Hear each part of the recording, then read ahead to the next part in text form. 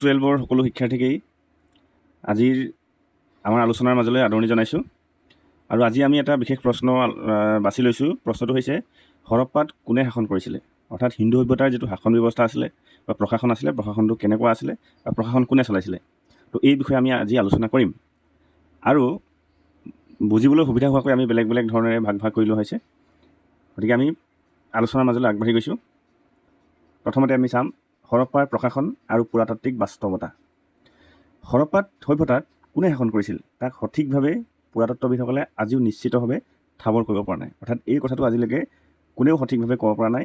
কিয় ক'ব পৰা নাই? কাৰণ আমাৰ সমলৰ অভাৱ। আমি জানোৱেই যে সমল নহ'লে আমি ইতিহাসৰ কোনো এটা ঘটনা, কোনো এটা কাহিনী আমি সঠিকভাৱে ক'ব নোৱাৰোঁ। গতিকে সমলৰ অভাৱৰ কাৰণে কোনো এজন পুৰাতত্ত্ববিদে আজিলৈকে নিশ্চিতভাৱে ঠাৱৰ কৰিব পৰা নাই যে হৰপ্পাৰ শাসন ব্যৱস্থা কেনেকুৱা আছিলে। ইয়াত কোনো ৰাজকীয় সৈন্যবাহিনী বা সিংহাসনৰ স্পষ্ট প্ৰমাণ পোৱা নাই, আজিলৈকে পোৱা নাই।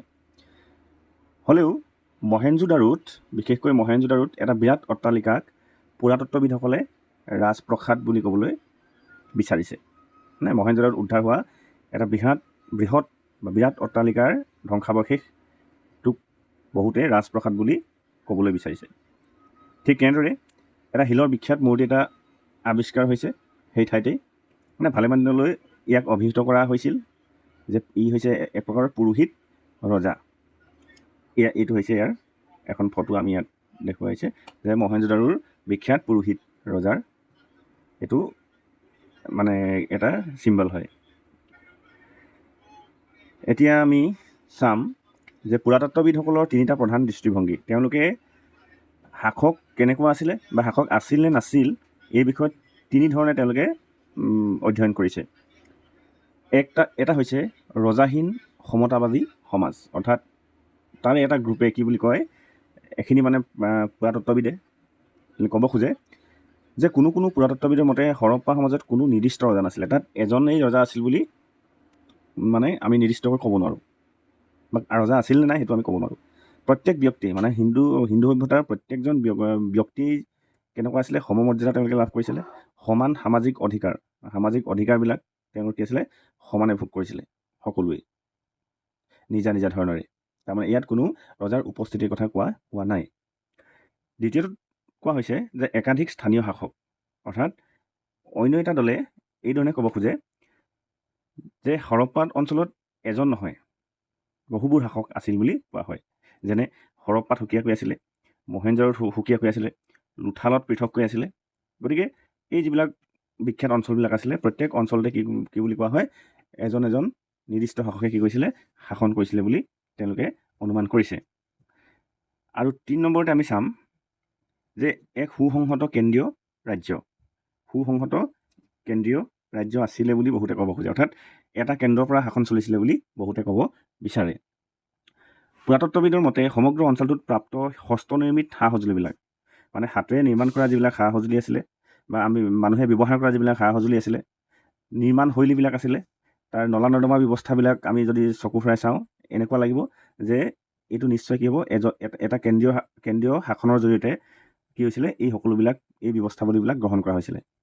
ঠিক আছে, তো নিশ্চয় বুজাত অকণমান অসুবিধা হৈছে, সেইকাৰণে আমি আকৌ এবাৰ কৈছোঁ যে কোনো এখন ঠাই সুপৰিকল্পিত নিয়মানুৱৰ্তিতা মানে আৰু তাৰ যিবিলাক নিৰ্মাণ শৈলী আমি দেখিছোঁ সেইবিলাকৰ যিবিলাক পৰিকল্পনাবিলাক যদি আমি চাবলৈ যাওঁ তেন্তে এটা কথা আমি নিশ্চিত হ'ব পাৰোঁ যে ৰজা অবিহনে বা কোনো কেন্দ্ৰীয় শাসনৰ অবিহনে এনেধৰণৰ পৰিকল্পনা বা এই ধৰণে এখন চহৰ গঢ়ি তোলা, এনেধৰণৰ ড্ৰেইনেজ ছিষ্টেম বা নলা নৰ্দমাৰ ব্যৱস্থাটো কি হ'ব, কেতিয়াও গঢ়ি উঠিব নোৱাৰে।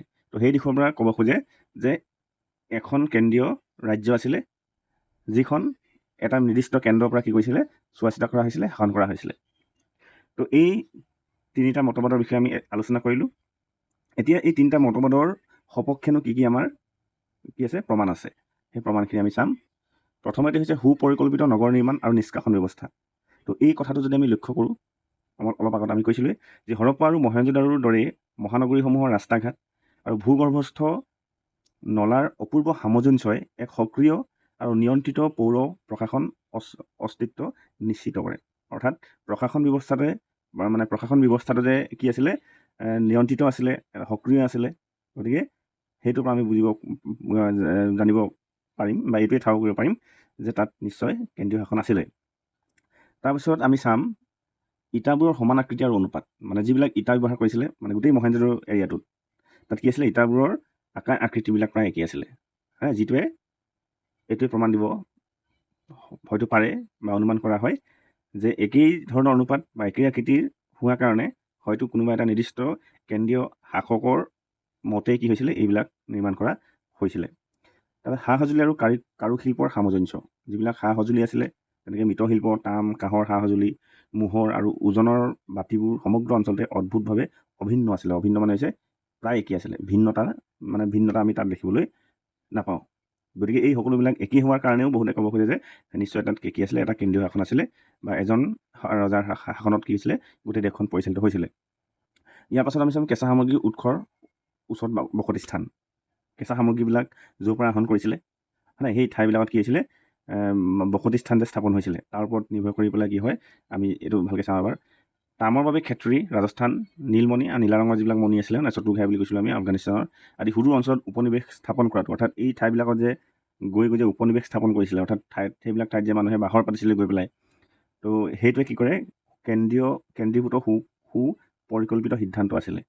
অৰ্থাৎ কোনো এটা ঠাইত বোলে কিবা মূল্যৱান কিবা ধাতু বা মূল্যৱান কিবা সামগ্ৰী পাইছে, গতিকে ৰজাৰ নিৰ্দেশত হয়তো তাত গৈ কি কৰিছিলে, তেওঁলোকে উপনিৱেশ স্থাপন কৰিছিলে যাতে সেই ঠাইডোখৰ বেলেগৰ অধীনলৈ নাযায়গৈ, তেওঁলোকে দখল কৰিছিলে বুলি আমি ক'ব পাৰোঁ।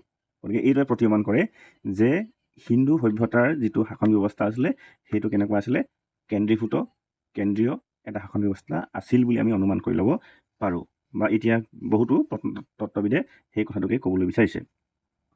এতিয়া আমি সামৰিত ক'ব খুজিছোঁ যে হৰপ্পাত মেচপটেমিয়াৰ দৰে একছত্ৰী ধৰ্মীয় বা ৰাজতান্ত্ৰিক শাসন স্পষ্ট প্ৰমাণ আজিও পোৱা হোৱা নাই।